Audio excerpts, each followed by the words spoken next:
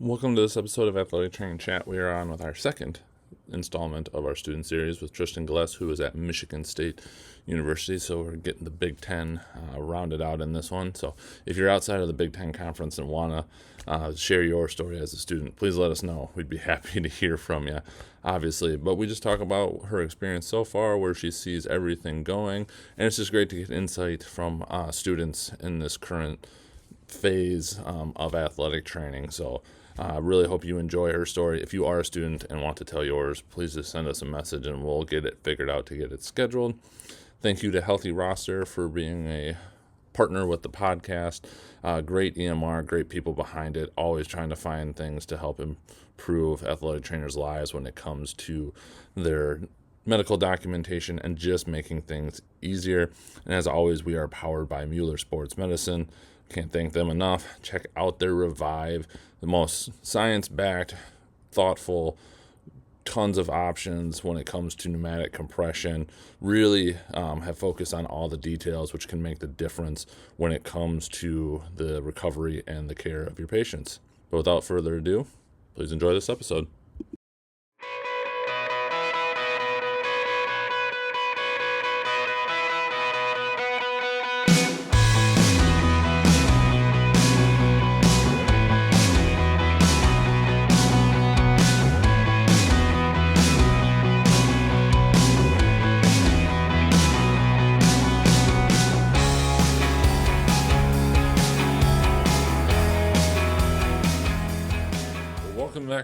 Welcome to this episode of Athletic Training Chat. We are on with Tristin Gless, who reached out on our student series post and wanted to share her story about getting into AT, where she's currently at, and just basically sharing her perspective. So we're happy to be able to hear it and get that experience.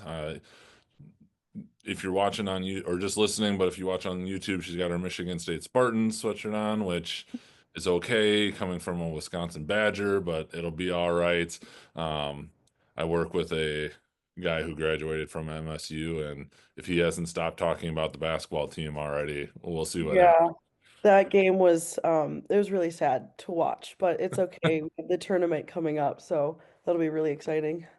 Yeah, they actually had a more consistent year this year than they have in the past, where they start high, go low, and then Right. somehow make it to the Elite Eight. So I'm curious to see how it plays out for them as they do. But Yeah.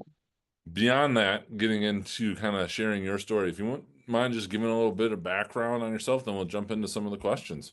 Yeah. So I'm a first year master's student at Michigan State. I come from a very, very small town in Michigan, Southwest Michigan to be exact. When I was in high school, I was playing varsity soccer and I also did ski racing that wasn't necessarily associated with my school, but it was a sport I did on the side. So I was always involved in sports. I loved watching sports with my dad. And when it came to figuring out what I wanted to do for a career, I had no idea. I knew I wanted to go to college, but my mom, she said, I'm not going to send you to college if you don't know what you want to do. And, fair. So while I was thinking, I was like, what do I want to do with my life?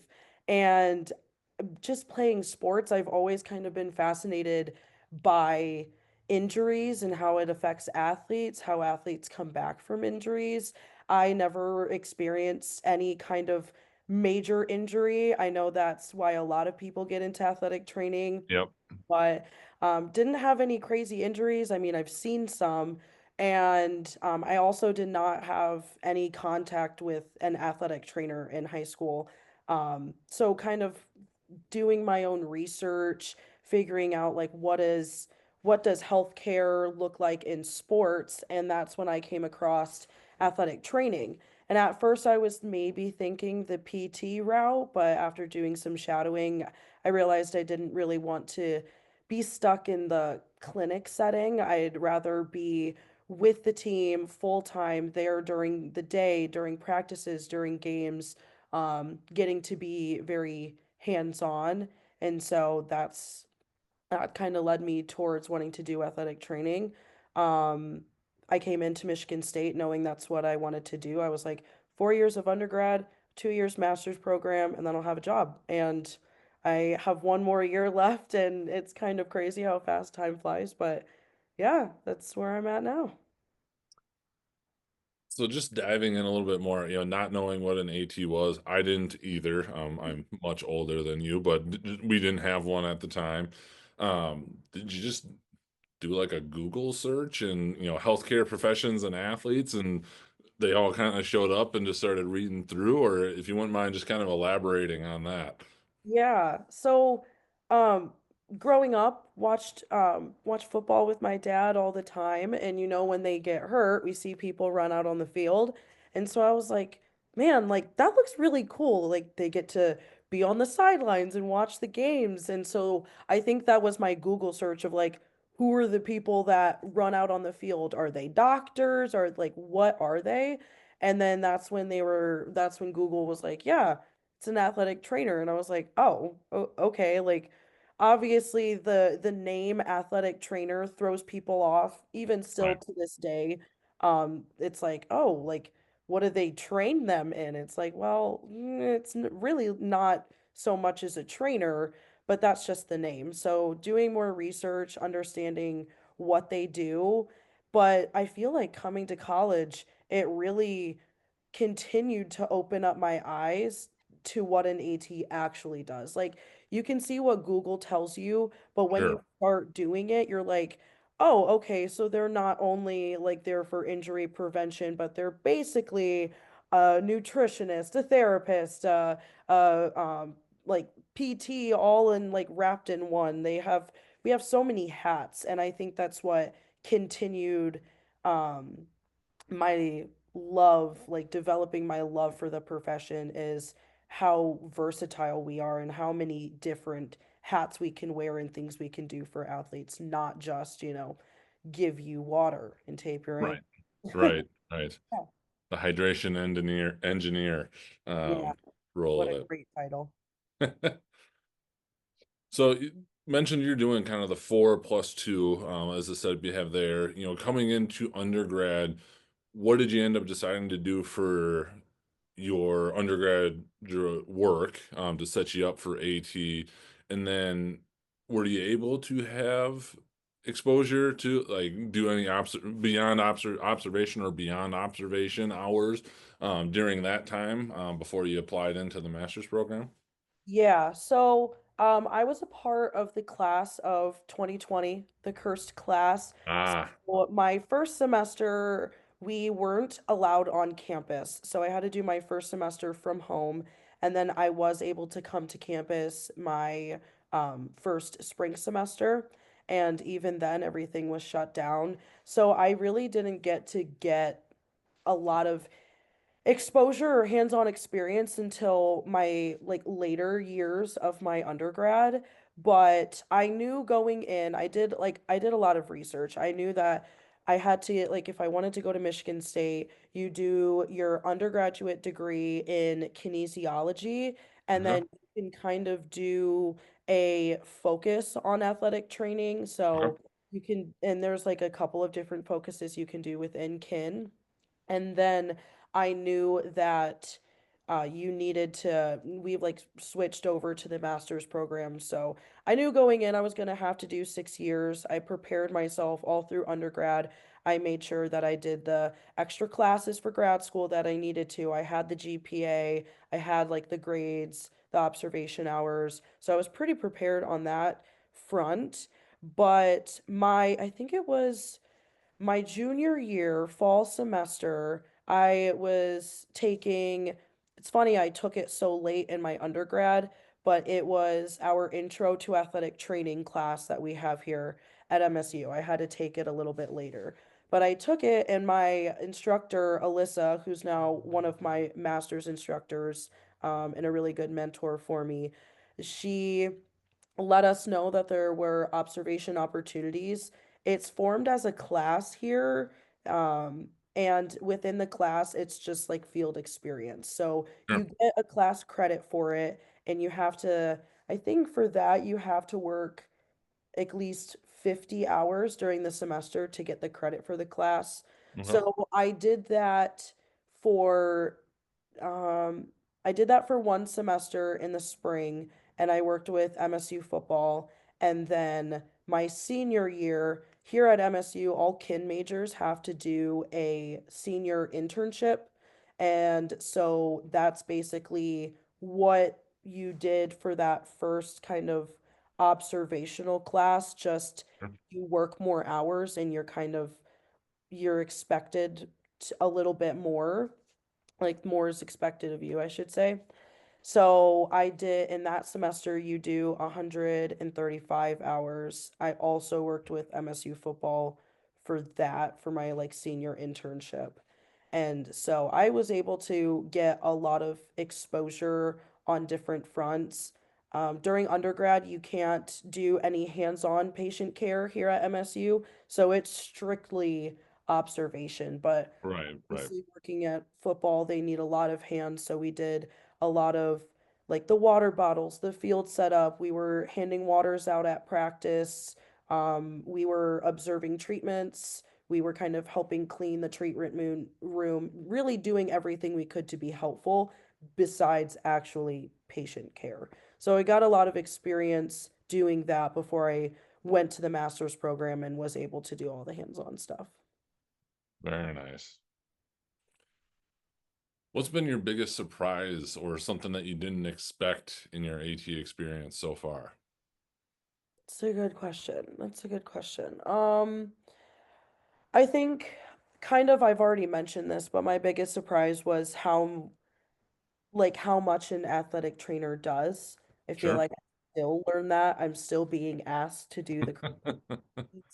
Um, but also getting in that same sense, getting to see like the holistic approach to athletic training, I feel like that's getting talked about more nowadays, is looking at the patient holistically, not just, okay, let's get this, like, you broke your wrist, let's get that fixed and then get you back to playing. It's like, no, is there something? Is there an underlying thing? Is there another thing that's going on with you? Is there maybe some mental stuff going on? School is stressful, things like that. And seeing like where we can work with you on more than just your wrist injury to make sure you're fully prepared to go back to playing on all fronts. So I think that's like really surprised me the most is how much we really do and like the scope that we have as athletic trainers. Definitely. And it always seems to expand and is slightly different no matter where you end up and what you do. Exactly. What has gone about it how you would expect? Hmm. I would say going into it, I knew it was going to be hard in terms of balancing school and clinicals and your social life. And so I would say that's going pretty much as expected. Okay. It's still a battle. Um, I feel like, and my instructors have kind of talked to us a lot about this, but I feel like the kind of old school mentality of athletic training is you kind of just dog it out, you work all of these crazy hours, you have no personal life. It's just you and the team. That's anything else is not important. Everything else gets pushed off to the side. And I feel like that's caused a lot of burnout in the Sure. profession. And so nowadays, especially at MSU, we're trying to find that balance and set those boundaries because at the end of the day, yes, I'm an AT, but I'm also a regular person. I have hobbies, I have family, I have friends that I would like to see. And Yeah. if we want to reverse the burnout and get people to want to stay in this profession and come into this profession, we have to understand that there there can be a balance. You just have to find what that balance looks like for you. So, still working on it, but slowly and slowly it's getting better and better. Again, I'm older than you.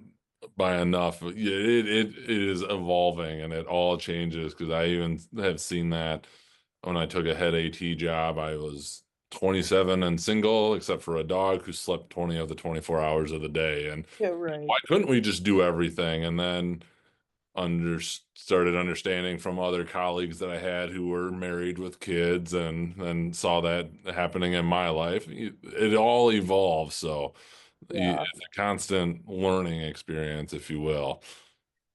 exactly.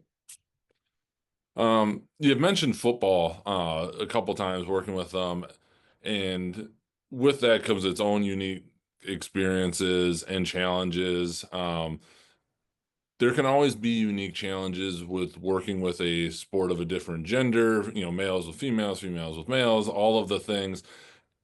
Anything that's come up just in your time working with football in that regard that you've been surprised with or has gone, as normal, or how things you kind of had to learn and I don't want to, I guess, deal with in quotes as much Yeah. as it is in your experience so far.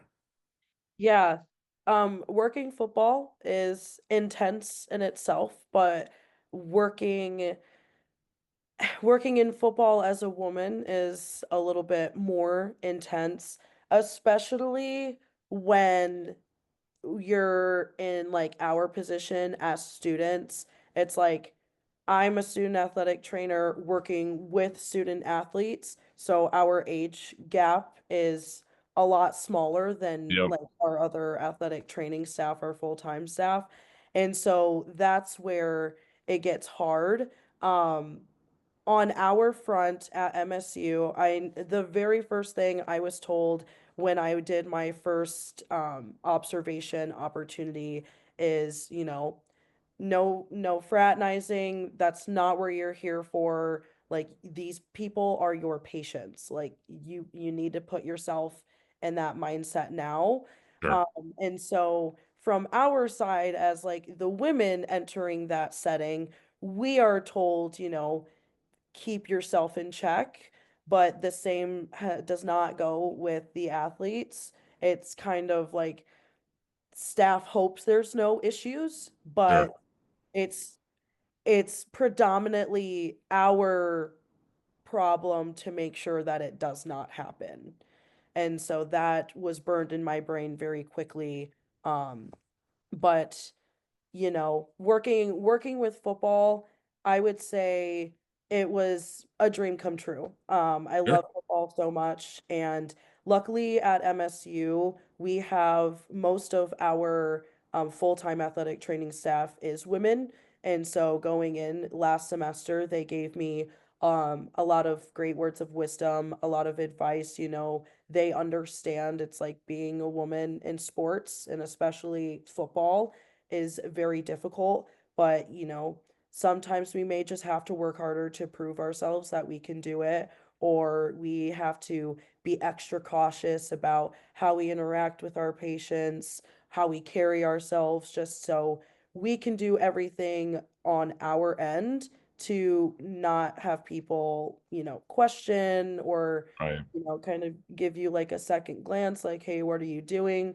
So they gave a lot of great advice. And it also comes with trust, right? So our athletic training staff had amazing trust with us. Like they trusted that we were doing what we were supposed to.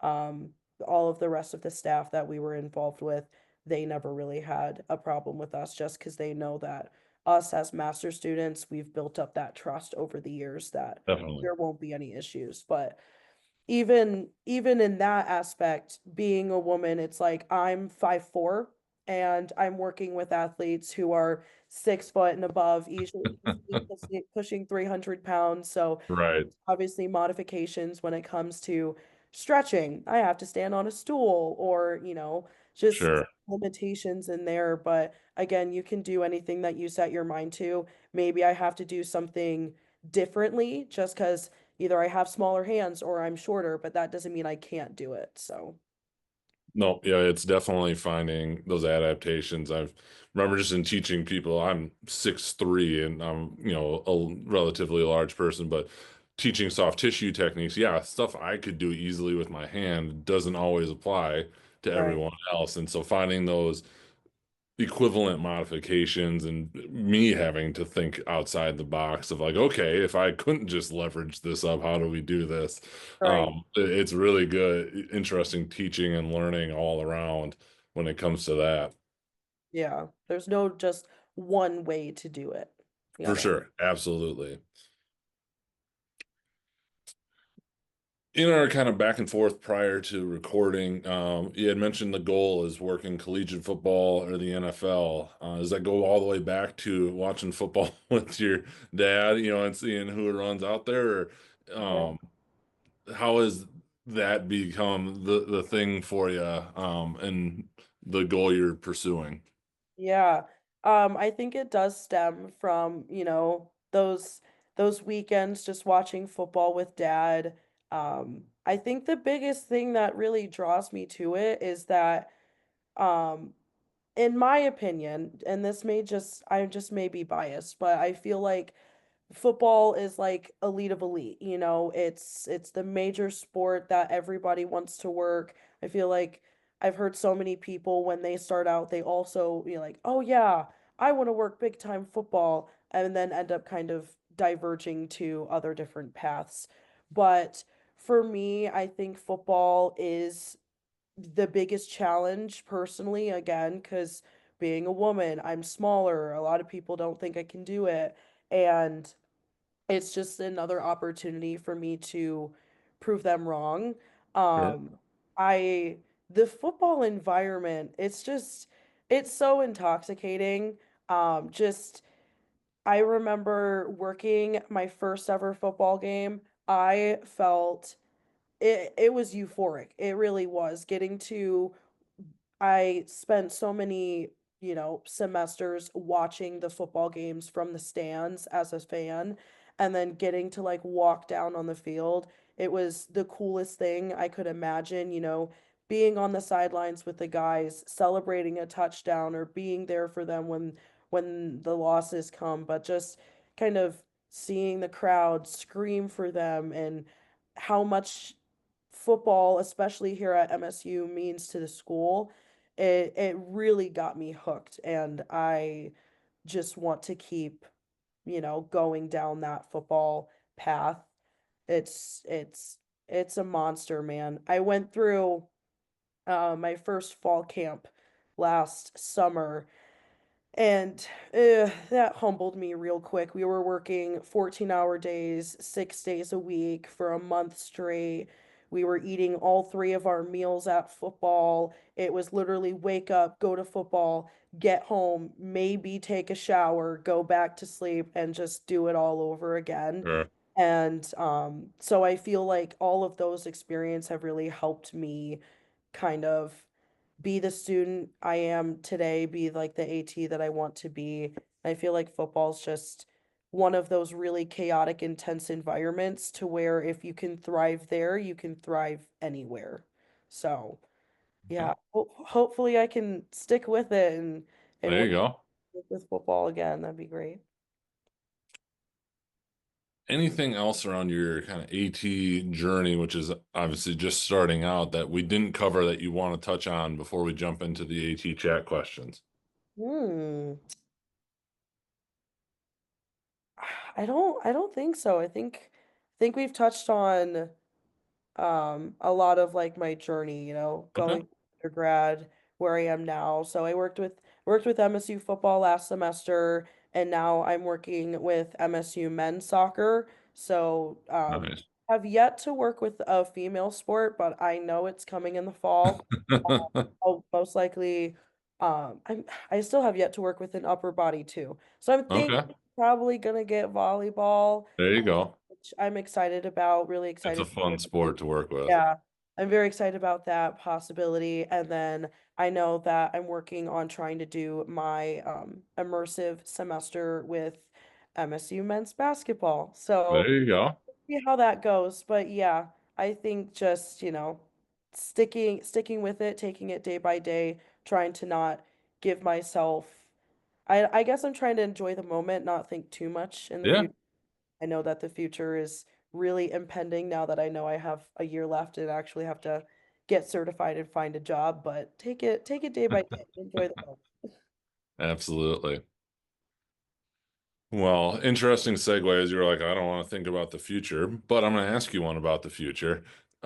Just in general, as a current student, where do you see the AT profession going in the next 5 to 10 years? Yeah, it's a great question.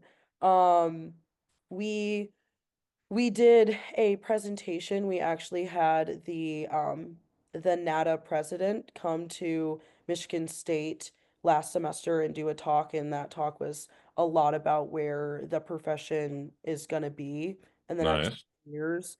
That was really cool to be a part of. I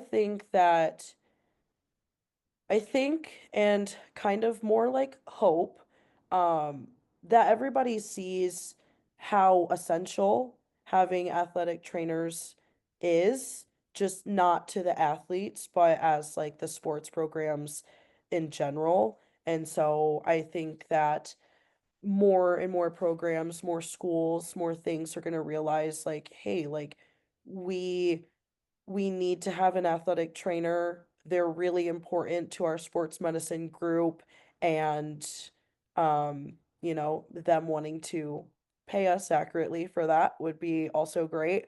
Um, but in terms of I guess like also from a student perspective, changing from an undergrad degree to now changing to a master's degree, I feel like we're starting to follow the steps of physical therapists. And so I wouldn't doubt it if like within the next 5 or 10 years they switch us to requiring a doctorate. I wouldn't doubt it. Just yeah, I see the benefits. I think a master's degree is fine. Forcing somebody to do a doctorate, that's a little much. I'm really ready for school to be over. I don't want to do homework anymore, but if that's where the profession goes, then I could see that happening. I don't know how I feel about it Sure.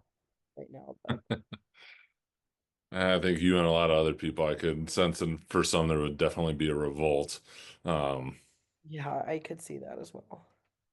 you talked a lot about your process of kind of discovering AT, but if you could go back and give yourself some advice as you were starting to look around the AT profession, what would it be? Yeah, I would say the biggest thing that I would say, but also that I'm continuing to learn, is to take advantage of all of the opportunities that you're given. I, I shadowed a PT in high school, but I never, shadowed an athletic trainer. I, I guess I could have like done more research on that, but in terms of if you like when you actually get into it or you get the chance to know more about athletic training, take advantage of opportunities. If you're currently in your master's program, I know that at MSU there's um a lot of like side opportunities to learn. So this semester we've been holding some like smaller like skills labs to learn. We've done like diagnostic ultrasound skills labs. We've done IV skill labs, which, IVs I feel like are starting to become more and more popular nowadays with athletic training, but just getting to learn that stuff, but, any side chance you get to learn, take advantage of it. Any chance you get to work, to take advantage of it. I know that they have us master students here take or help, I should say, working some of the different events on campus. We have the Spartan Invitational, which is a big cross country race that goes on in the fall. We help out with that. We helped out with the wrestling tournament that was back in the fall as well. And then we're about to help with the track tournament coming up in a couple of weeks. So having those opportunities to, use your field skills and continue to grow with those. And just don't close yourself off to opportunities. Always, if something's interesting to you, try to learn more about it. As an Yeah. AT, we wear so many hats. Don't close yourself off to either side certifications, learning something new, attending a conference. Just really anything. Keep an open mind. What has been the most influential resource you have found in your education so far? Uh, would it sound cheesy to say my preceptors and my mentors? Not at all. Yeah, Not at all. I would have to say them. I mean, my preceptors at my clinical rotations, all of my professors and my instructors, they're really my biggest resource, especially here at Michigan State. You know, we have three, no, six. We have six past athletic trainers in the NATA Hall of Fame. So, and I've gotten to work with Dr. Sally Nogle is one of them. She came in, I was in AT club and she would come in sometimes and just show us things like PNF or just what it's like to work in, you know, college athletics and things like that. Also, Dave Carrier, who was with our hockey team for a very long time, he would come into those meetings and as well and teach us some really cool stuff. So just taking advantage of the staff here at Michigan State, continuing to learn from them, you know, every athletic trainer is different. No one is the same, and you can always learn something new from everyone. So I would have to say the people here, I wouldn't be where I am without them. I really appreciate them. That's fair. As an AT student, how do you take care of yourself? Hmm. Well, when I get the chance to, because you know we're always busy, um, definitely trying to spend time with my friends. I feel like in undergrad, that was like one of my top priorities. You know, I came into school like I want to excel in school, but I also want to have a good social life. So I made sure to prioritize that a lot. And I still do whenever I can see them. Just kind of, it allows me to take myself out of like school and studies for a second and just be Tristin, not AT student Tristin. Sure. Doing things that I love, like just not giving up on my hobbies because I am busy. So I love to watch like, movies and TV. So anytime I can just sit on the couch is really good. And then I think another, and I'm getting better at this, but like asking for help when you need it, you know, Yeah, being a student, it can be really stressful. You're trying to juggle a lot. I know that I also work on campus to be able to like afford living and rent, and that can be hard as an AT student. Not everybody can work while doing school, so I yep, feel like that's added stress. But asking for help, everybody in our program is, you know, there to help you find resources if you need it, or just be there to talk if you need someone to talk to. Don't let yourself slip through because it can be really damaging to you and it can be hard to get out of it if you're already too deep in it. So ask for help. right. I think those are wise words. Thanks. If you could eliminate or change one thing, could be a modality, a common practice, a mindset, anything of your choosing in athletic training, Mm. what would it be? Wow. That's such a loaded question. Um, I think overall, I would just want to eliminate the like the stigma that comes with what an athletic trainer does.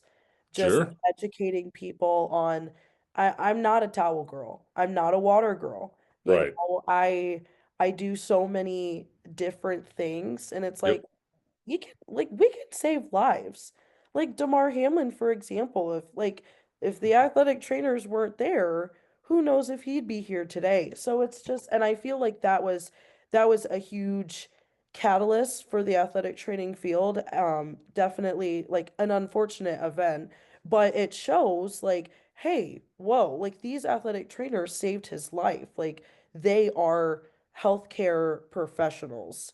We're not Right. just some off to the side thing um, who tapes ankles. And I think I would eliminate that for sure. I feel like we'd get a lot more recognition and credit. But regardless, and if that never changes, I will always love being an AT. I love this profession. I'm so excited to start contributing to it more and more as I go on with my career. And then last question, what does becoming an athletic trainer mean to you? Yeah. Um,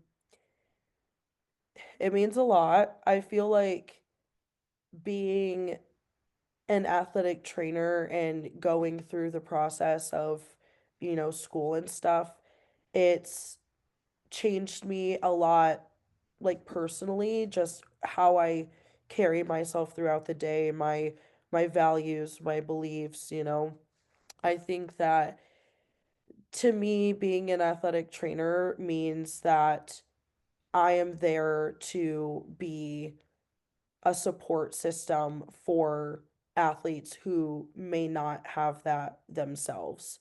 That's why I love getting the opportunity right now to work with collegiate athletes. A lot of them are away from their home, away from their family and their friends, and a lot of times they end up relying on their athletic trainer. And I feel like that means a lot to have that trust with them and just being able to provide care to all athletes and making sure that their voice is heard when it comes to their healthcare. It Yep. isn't like to that individual, it's not what are we going to do, what's best for the team. It's no, what's best for that individual, and giving them a voice to make sure that they do what's important for them. And I think that athletic training plays a huge role in terms of like success for athletes. So Agreed. I like it. If people want to reach out or connect with you, follow along on your journey, what would be the best place for them to do that? And we'll link all this up on the show page. yeah, so I do have Facebook, just Tristin Gless. I have Instagram, which probably is more in the times right now. Um, and that's just Tristan.Adele, which is my middle name, but it'll be all linked in there. Yeah, those are the easiest ways to connect with me. And then I also have my email, which is glesstri@msu.edu. So yeah, if you want to connect, have any questions about athletic training or things like that, I'd be happy to answer.